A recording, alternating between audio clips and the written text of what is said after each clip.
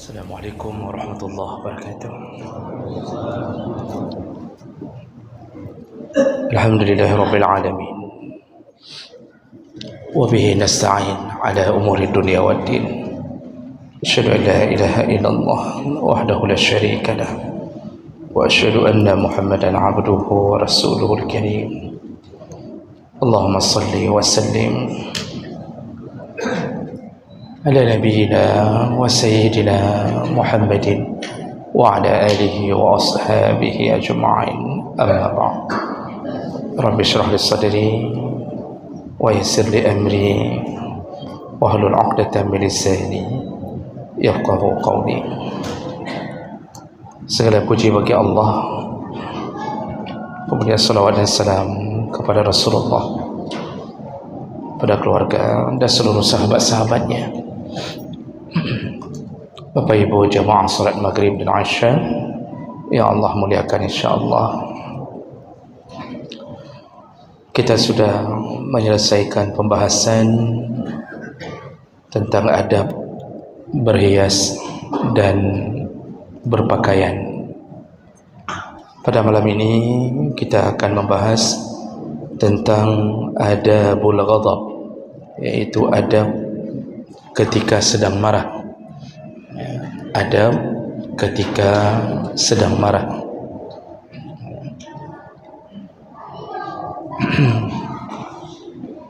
Marah atau ghadab itu bahagian yang tidak bisa lepas daripada manusia. Semua punya marah. Allah pun marah. Para malaikat bisa marah. Umat-umat Nabi maka otomatis tidak bisa lepas daripada kemarahan.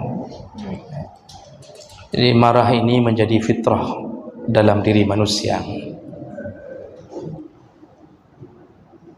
Dan ini tidak ada seorang pun yang mampu menahan kemarahan apabila telah tiba untuk dikeluarkan. Namun manusia diberi oleh Allah ilmu untuk mengatur marahnya. Jadi marah itu tidak bisa hilang, namun bisa diatur, bisa diposisikan di tempat yang baik dan di tempat yang buruk.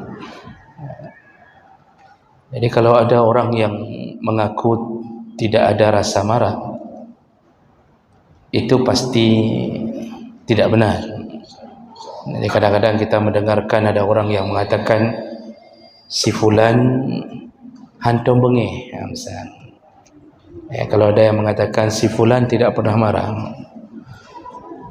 itu tidak benar. Marah itu tetap ada.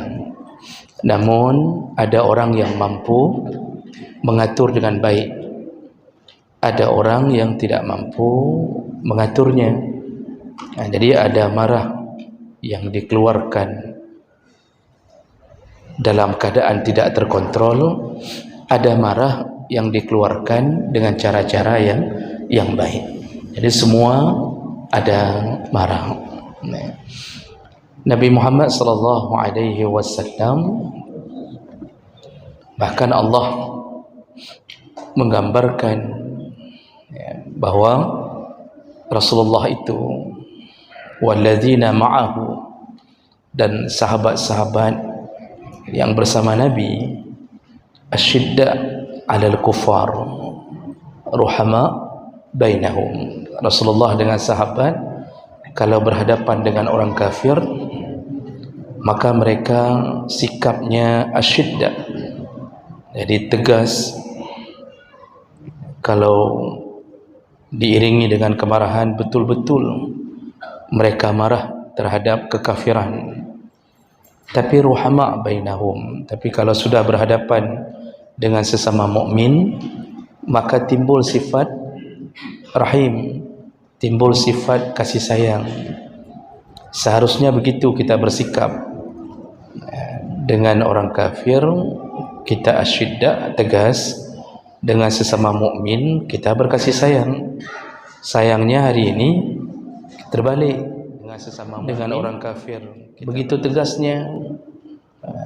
Bahkan yang lebih disayangkan dengan sesama jamaah salat, jadi sangat tegas, marah cepat, benci cepat, bermusuhan cepat. Jadi bahkan ada yang memisah-misahkan diri,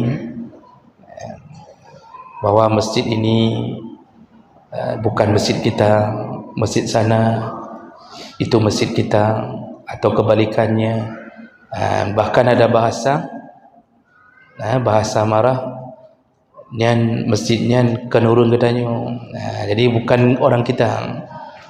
Itu kalau didengarkan oleh Nabi sallallahu alaihi wasallam, pasti Nabi sangat marah dengan keadaan kita hari ini.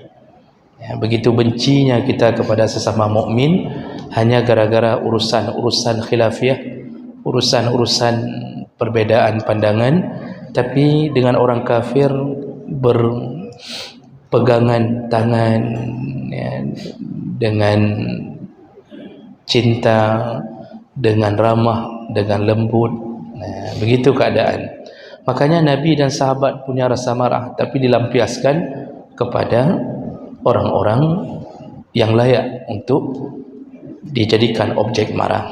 Jadi intinya dulu bahwa marah itu adalah hal yang tabi'i, amrun tabi'i, fitrah kita, semua ada, tergantung dengan kapasitas ilmu dan iman seseorang dalam mengatur amarah. Baik, kalau begitu yang hendaknya kita pelajari adalah bagaimana kita beradab ketika marah itu muncul. Adab yang pertama, alla yaghdhiba illa lillah. Janganlah engkau marah, atau janganlah seseorang marah kecuali marahnya karena Allah. Jadi silahkan marah, tapi karena Allah. Silahkan benci juga karena Allah. Apa yang dimaksud di sini? Yaitu marah yang berpahala. Jadi kapan marah itu berpahala? Ketika kita marah di saat yang kita bela adalah agama. Jadi yang kita marah kepada seseorang di saat dia melecehkan, menghinakan agama, marahnya kita itu berpahala.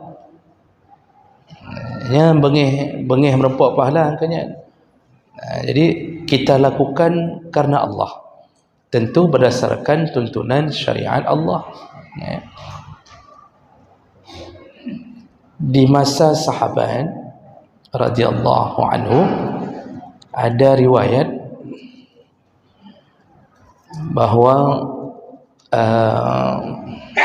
kalau saya tidak salah Ibnu Abbas, kalau saya tidak salah hadisnya itu, jadi melihat salah seorang bermain batu, seperti bermain kelereng tapi dengan batu. Dia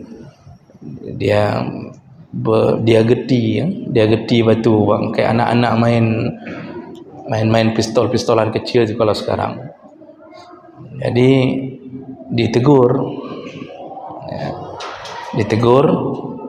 dengan bahasa ini, dibawa ke medan perang pun tidak bisa membunuh musuh, manfaat pun tidak ada, malah bisa memberi mudarat. Jadi kalau bermain dengan anak batu digeti-geti begitu, itu bisa terkena mata orang. Begitu nasihatnya. Rupanya orang yang dinasihati ini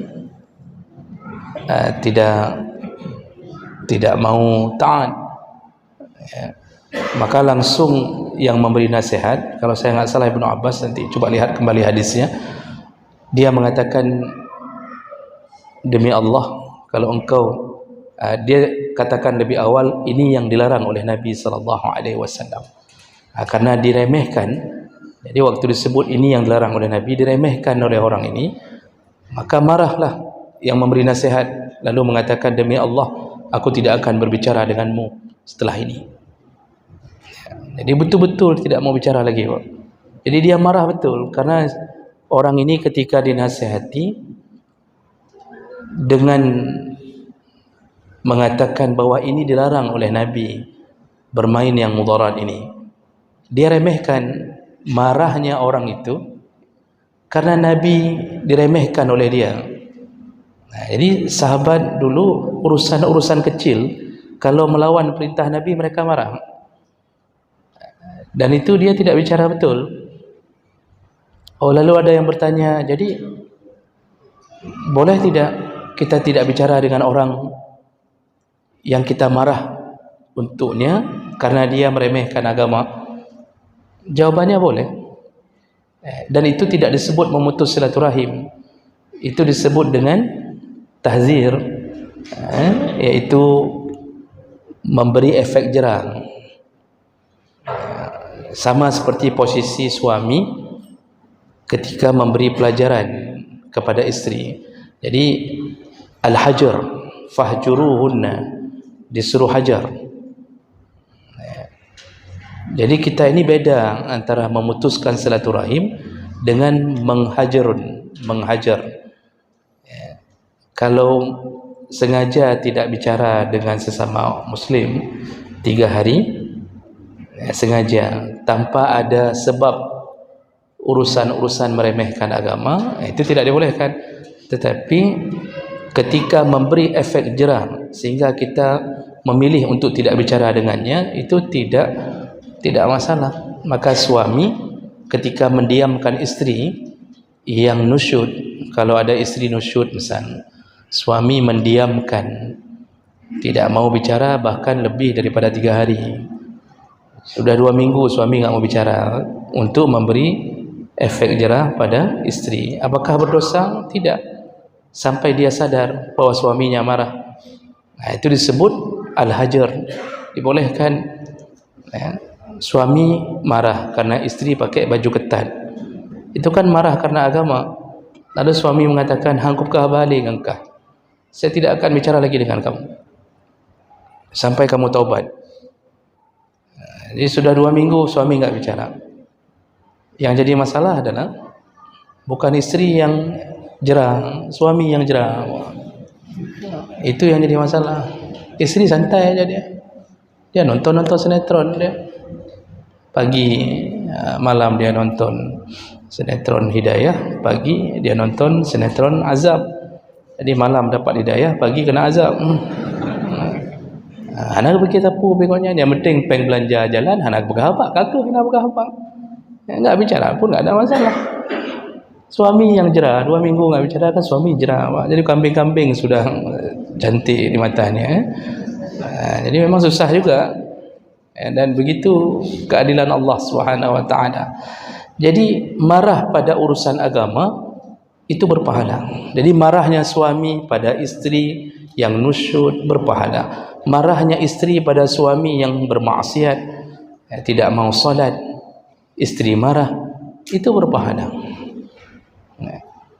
Marahnya kita pada anak yang tidak mau salat subuh, lalu kita tembak dengan pistol air, sengaja WBDI, kita beli pistol air, kita tembak dia waktu subuh. Oh, nggak mau bangun juga, kita ambil budi angin, dengan pistol air nggak mempan, udah dengan pistol angin lah ceritanya. Nggak mempan juga, pakai AK-46, jangan 47 dulu.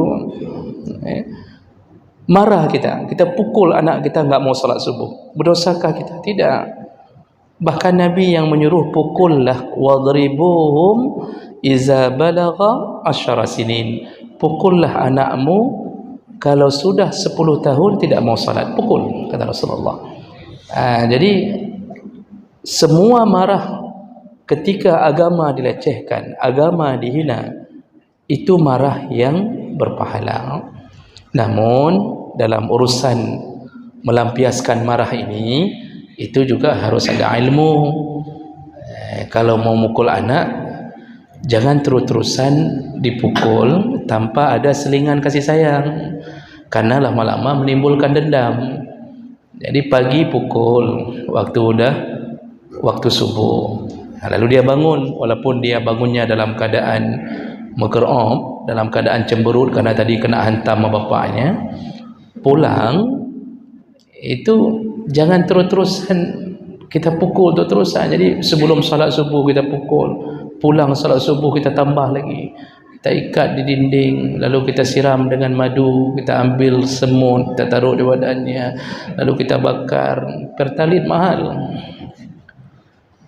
Kalau terus-terusan menimbulkan dendam, jadi harus ada selingan kasih sayang. Pukul pagi, malam traktir. Pukul dia nggak mau baca Quran, kalau dia sudah hafal Quran, sudah mau jalan, maka sayangilah dia, sehingga dia tidak merasa bahwa dia sedang dibenci, tapi dia sedang dididik. Begitu juga dengan istri, kalau sudah taubat, maka sayangilah kembali. Jadi baik bengih haju-haju, ini juga akan menimbulkan perkara yang baru. Maka Bapak Ibu yang Allah muliakan, marahnya seseorang demi mempertahankan agama itu adalah marah yang baik. Makanya kadang-kadang butuh marah. Kalau enggak marah, maka susah berjihad.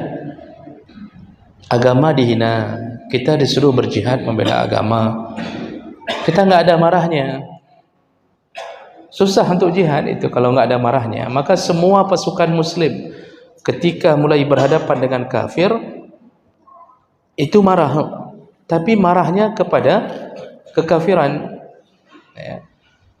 Jadi marah sekali kepada kekafiran orang-orang yang tidak bersyukur kepada Allah setelah diberi makan oleh Allah, diberi minum, dihidupkan semua makhluk untuknya, tapi dia tidak mengakui Allah sebagai Tuhannya.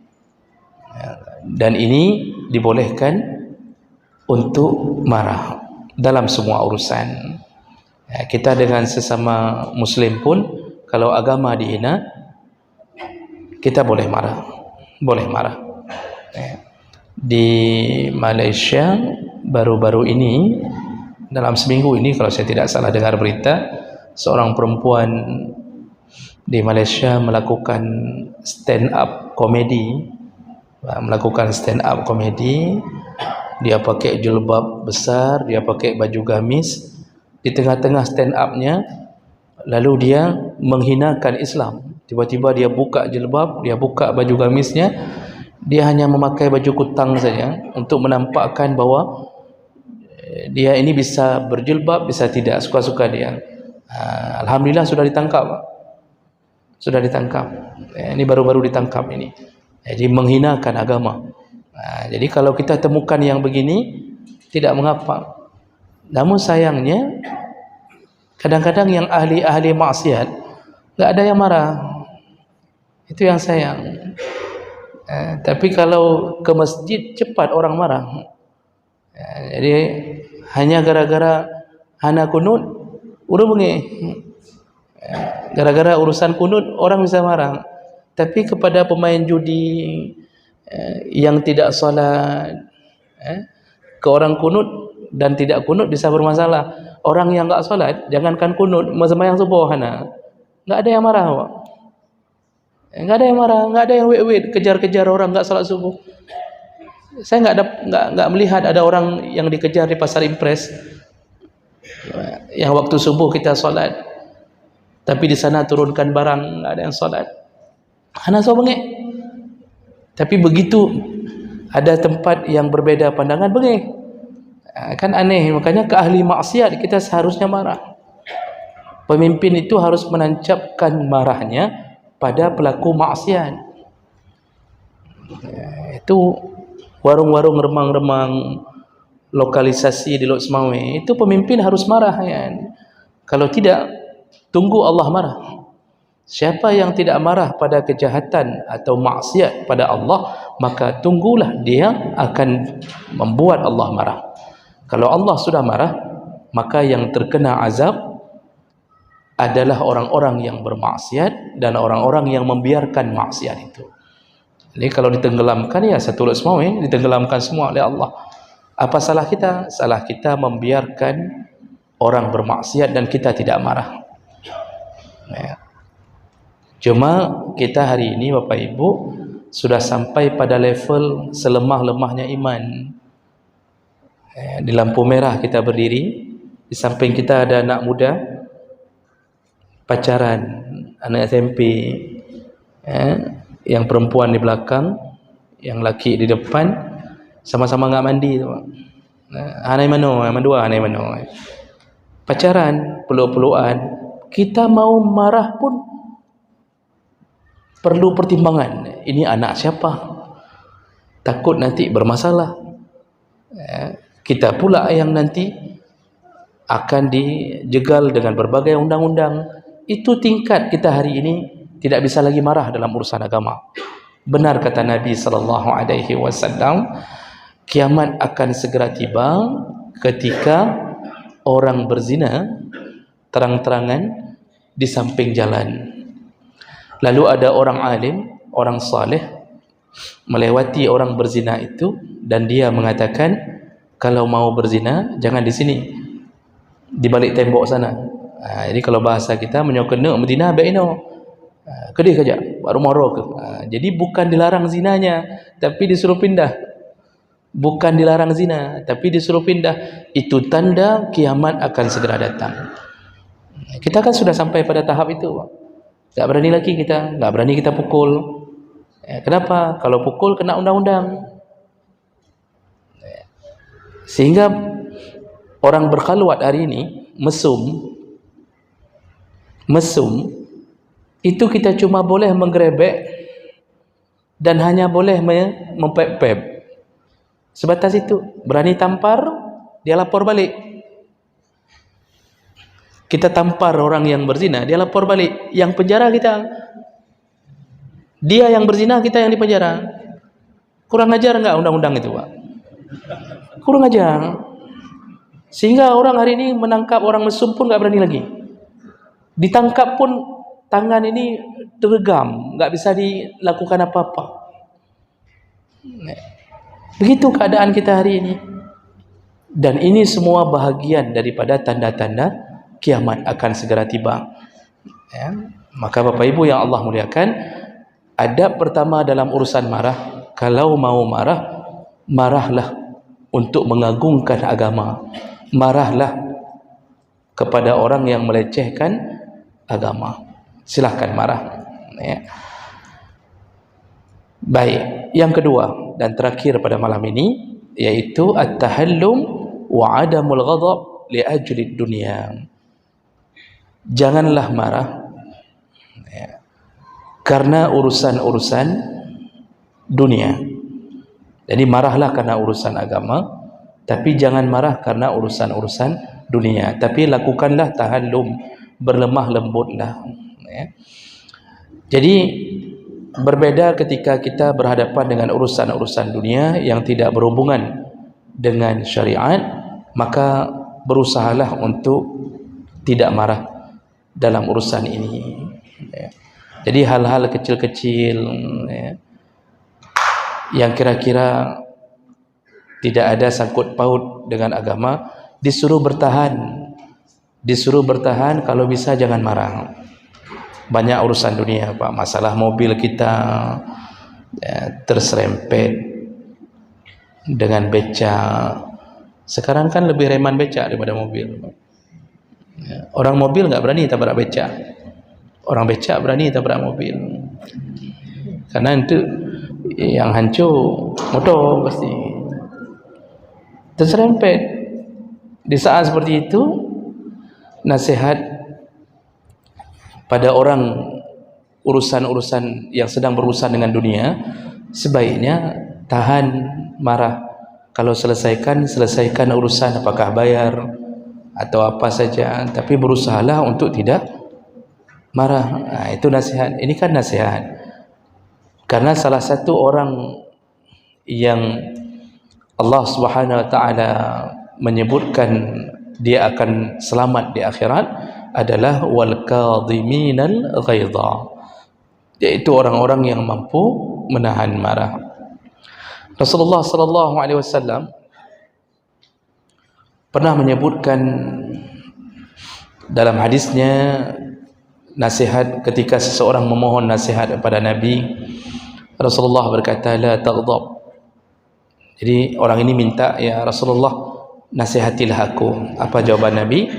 La taghdab, jangan marah. Orang ini nanya lagi nasihat yang lain ya Rasulullah. Kembali Rasulullah mengatakan la taghdab, jangan marah. Yang lain ya Rasulullah. Jadi minta sekali lagi yang lain ya Rasulullah. Kembali Rasulullah mengatakan la taghdab walakal jannah, jangan marah. Kalau engkau tidak marah, maka surga pasti milikmu. Ternyata salah satu jembatan yang paling mudah masuk surga ketika mampu menahan marah. Ya. Tapi kalau marah dengan urusan agama, nggak usah ditahan. Ini urusan dunia, Pak. Ya, urusan silop kita tertukar, kan Pak? Ini kita keluar, silop tertukar, jangan marah, ambil aja silop yang lain. Kita contohnya. Tapi baik menanci maksudnya, kan? Jadi udah, alah silop swallow yang 10.000 tertukar, tinggal sebelah. Ya. Maka kita amankan saja perasaan, alah kakeh bukan rezeki kita. Tapi orang Aceh punya sifat itu, Bang. Artinya kalau sudah merugi, orang Aceh itu tidak banyak mengeluh, alah kakeh hana rezeki katanya, ini bukan rezeki kita. Orang Aceh itu kan banyak untungnya. Untung bukan Honda yang tertukar, kan? Untung bukan istri yang tertukar, baru silop. Untung, jadi banyak untungnya. Itu salah satu sifat tawakal, sifat menyerahkan urusan pada Allah, itu baik. Itu sifat itu perlu dipelihara, Pak. Begitu terbakar rumah, orang akan mengatakan untung rumah terbakar, istri dan anak selamat. Begitu terbakar anak, untung istri tidak terbakar, jadi masih ada kemungkinan punya anak yang lain, kan begitu. Begitu istri terbakar, untung istri terbakar, sudah lama saya ingin kawin lagi, nggak sempat. Itu dah lain cerita, ya Pak. Jadi banyak untungnya, kagak. Ini sifat itu bagus, tapi pada tempatnya. Makanya urusan dunia tahan-tahanlah marah. Tahan-tahanlah marah. Baju mungkin agak begini sedikit, tiba-tiba koyak begini, macam-macam urusan dunia. Jam tangan masuk hujan berhenti jarumnya, maka tahan-tahanlah marah. Karena ada orang, Pak, tipenya tipe memang bingkeng. Bingkeng itu kan level di atas marah, Pak. Jadi bingkeng itu apa bahasa Indonesianya, apa bingkeng? Temperamental, Pak. Jadi bingkeng tahan. Sedikit masalah itu gehambur, apa yang nak gehambur? Di rumah salah masak, istri salah masak saja, itu semua kuah-kuah dengan meja-meja gebet mandum, bak getipek, bak plafon mandum. Itu sampai hancur jendela-jendela semua. Itu model tipe begitunya, mohop pungo, Bapak. Mohop jin. Jadi ini hal-hal begini, itu hati-hati, kemungkinan kita ini sedang disusupi oleh syaitan. Karena syaitan selalu menghembuskan kemarahan. Nah, kenapa Nabi mengatakan jangan marah? Jangan marah, jangan marah. Karena maksiat itu enggak berkembang kalau enggak marah. Tapi kalau kita marah, yang rencana tidak ada rencana bercerai, jadi bercerai. Padahal enggak ada rencana, kita cukup sayang sama istri itu. Cukup sayang kita, artinya dialah yang kita tahu paling setia, dia paling baik. Tapi ketika tidak mampu mengawal marah, akhirnya dalam kemarahan itu kita jatuhkan talak. Padahal kita tadi nggak ada rencana, tapi karena bengih dan tadali, setelah itu menyesal, kita talak misalnya, menyesal setelah itu, apalagi sampai kita langsung talak 3. Karena dalam pandangan jumhur ulama, Empat mazhab mengatakan kalau talak 3 dijatuhkan sekaligus, jatuh talak 3. Jatuh talak 3 dalam pandangan empat mazhab. Walaupun nanti ada sekelompok ulama yang mengatakan tidak jatuh, harus berurutan. Kalau belum pernah talak, jatuhnya ke satu dulu. Tapi empat mazhab mengatakan jatuh. Dan mazhab Syafi'i juga sama. Jadi gara-gara marah, nggak ada rencana bercerai, tapi gara-gara marah kita ceraikan. Dan karena menghobtan, kita ceraikan 3 langsung dengan menyebutkan bilangan, atau kita menyebutkan berulang. Dengan sengaja kita ulang 3 kali, jatuh walaupun marah. Oh, ada orang yang mengatakan, man dala, apa mungkin jatuh talak dalam keadaan marah? Dalam kitab fikih, marah itu tetap jatuh talak. Yang tidak jatuh kalau marahnya marah sampai hilang akal, itu baru tidak jatuh. Jadi dia nggak sadar lagi apa yang dia ucapkan, gadakai seperti orang kesurupan. Tapi kalau model marah biasa, marah mohon tu, tapi kita sadar waktu kita talak itu, walaupun marah itu jatuh. Dan mana mungkin orang menjatuhkan talak dalam keadaan tidak marah? Kan berawal dari marah, apa? Mana mungkin di saat sedang bersayang-sayang, sedang minum jus berdua, satu pipet berdua, suami minum sekali, lalu kasih istrinya. Waktu istrinya minum, suaminya mengatakan, kamu kuceraikan. Nak tahu menjadi anaknya dengan ni minum berdua, lalu diucapkan dengan lembut, kamu kuceraikan ya adik. Anak kejadiannya pasti marah.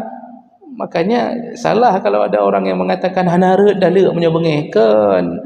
Coba baca kembali kitab fikih, marah yang hilang akal yang tidak jatuh.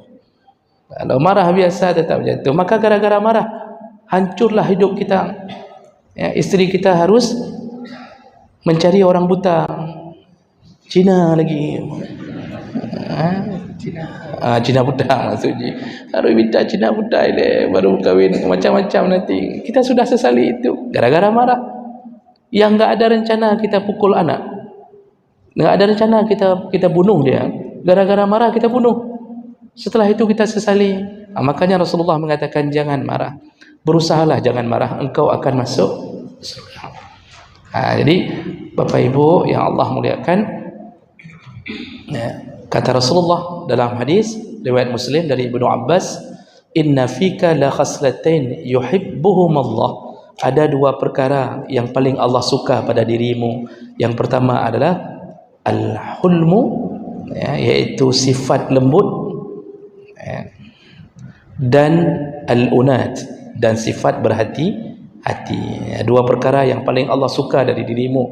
Kalau engkau punya sifat lembut dan engkau berhati-hati dalam bertindak, jadi tidak mudah marah dan juga berfikir sebelum bertindak. Baik, ini 2 dulu adab tentang marah. Tadi yang pertama, kalau marah, marahlah karena Allah. Yang kedua, jangan marah karena urusan dunia. Baik, saya berhenti di sini dulu, ada waktu sekitar 8 menit ya. Ya, silakan Pak Jamil.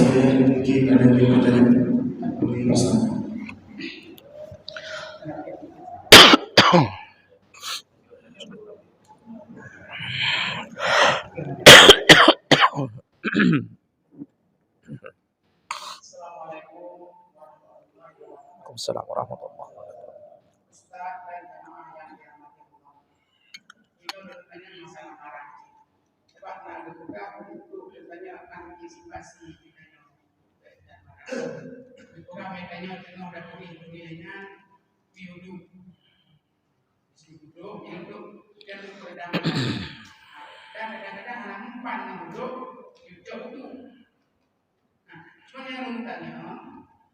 Kadang-kadang mau musibah adalah bengih dengan mau becak dengan bengih ada ngejok, ada bengih tidak ngejok, udah mana udah adalah cuma dia pengantor untuk yang hidup mana kota yang kali itu dia ngepede marah katanya ada mungkin bukan. Jadi yang ada Ustaz, Assalamualaikum Waalaikumsalam.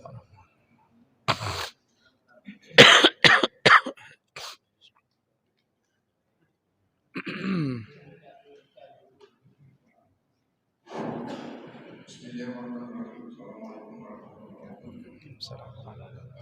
Ada yang sangat menarik tadi pada saat Ustaz sampaikan bahwa orang justru marah kepada sesama muslim yang sama-sama melaksanakan ibadah, tapi tidak pernah marah kepada orang-orang yang justru menimbulkan kemungkaran dalam masyarakat.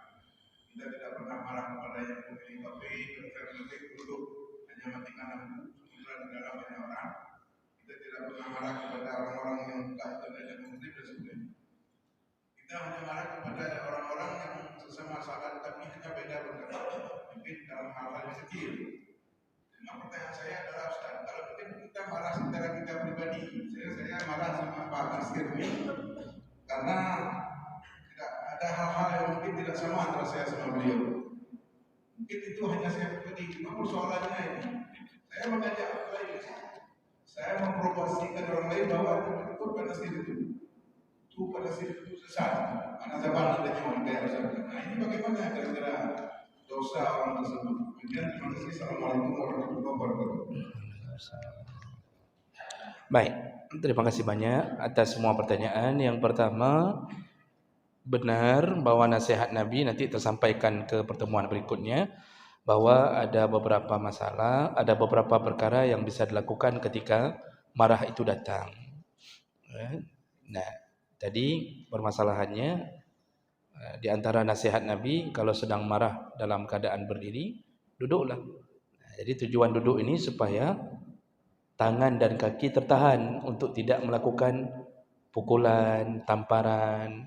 Kalau duduk pun masih marah, maka disuruh berbaring.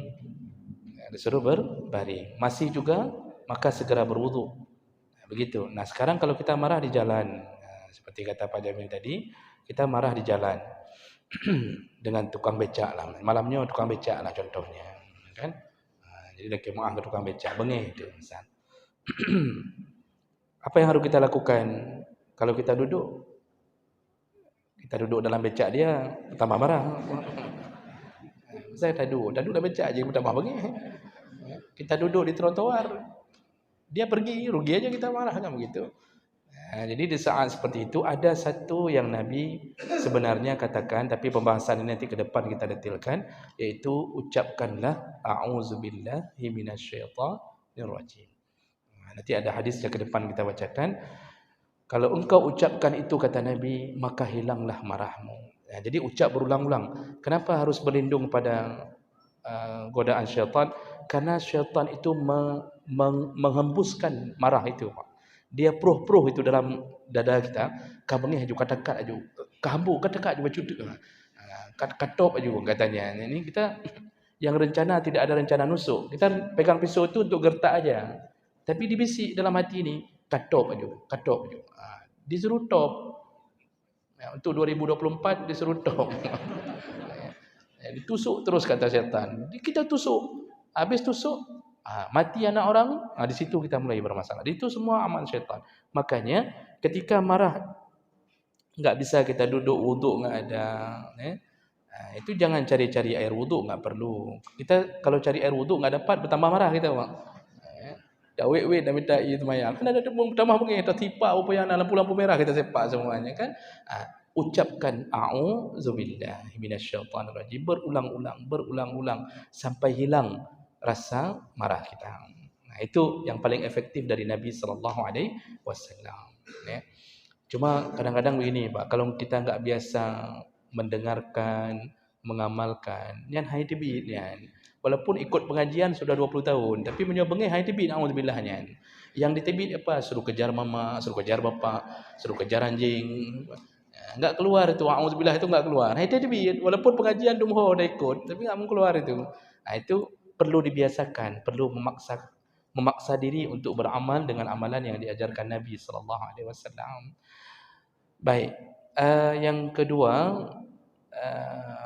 berbeda pandangan yang menyebabkan kita marah. Selayaknya memang kita tidak sampai ke situ urusan marah kita.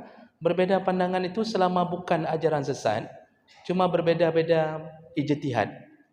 Yang satu meyakini hari raya hari Sabtu, yang satu lagi hari rayanya hari Minggu. Itu kenapa kita harus marah? Itu hasil ijtihad. Ru'yah itu ijtihad. Ru'yah dan hisab itu ijtihad. Enggak mesti marah. Yang hari raya hari Sabtu ya sudah ikut hari Sabtu, yang hari Minggu ikut hari Minggu. Yang seharusnya kita marah adalah orang yang tidak salat hari raya, tidak kurban, tidak lakukan apa-apa. Itu yang seharusnya kita marah. Nah, inilah kebiasaan kita dengan sesama mukmin. Kita entah kenapa ada yang memprovokasi, mengajak orang beramai-ramai untuk membenci satu kelompok. Ini lebih besar dosanya. Kita bisa jatuh ke dalam dosa mengupat. Kita bisa jatuh ke dalam dosa suudzon. Kita bisa jatuh ke dalam dosa mengadu domba. Memprovokasi itu kan namimah. Apa kata Rasulullah? La yadkhulul jannah an-namam. Tidak akan masuk surga yang selama hidupnya suka mengadu domba. Ini penyakit. Penyakit. Jadi misal dalam pengajian juga begitu. Jadi ada yang memprovokasi itu, Pak semebut. Oh, di Masjid Jami' siapa? Ustaz fulan. Itu bukan ustaz kita, enggak usah ngaji di situ. Itu ustaz bid'ah. Ada juga yang model begitu. Jadi kamu gekal ustaz bid'ah. Nanti ada yang ustaz sunnah, ustaz wajib, ada ustaz haram itu lagi. Macam-macam model. Itu penyakit. Maka berulang-ulang saya katakan bahawa berbeza biasa. Tapi jangan sampai bermusuhan. Jadi santai saja. Oh, kita yakin dengan amal, dengan keyakinan yang kita percaya itu, lakukan saja. Tapi jangan menyalah-nyalahkan keyakinan orang. Jangan salahkan keyakinan orang. Kalau semakin banyak wawasan kita dalam fikih, terutama fikih perbandingan mazhab, semakin kecil kemungkinan kita marah sama orang. Jadi kita enggak marah lagi melihat perbedaan-perbedaan yang terjadi. Ada orang yang gerak-gerakkan jari waktu tasyahud, kita enggak marah lagi. Kenapa? Karena kita sudah tahu. Ternyata dalam mazhab Malik disunnahkan menggerak-gerakkan jari. 3 mazhab tidak sunnah. Itu maka solusinya adalah berilmulah. Jangan lampiaskan kemarahan dengan sesama ahli ibadah selama tidak sesat. Baik, insya-Allah kita sambung. Cuma Bapak Ibu, saya ingin umumkan minggu depan saya tidak di tempat karena ada urusan di Banda Aceh. Jadi kita bertemu 2 minggu yang akan datang insya-Allah. Subhanakallahumma bihamdik asyhadu an la ilaha illa anta astaghfiruka wa atubu ilaik. Wassalamualaikum warahmatullahi wabarakatuh.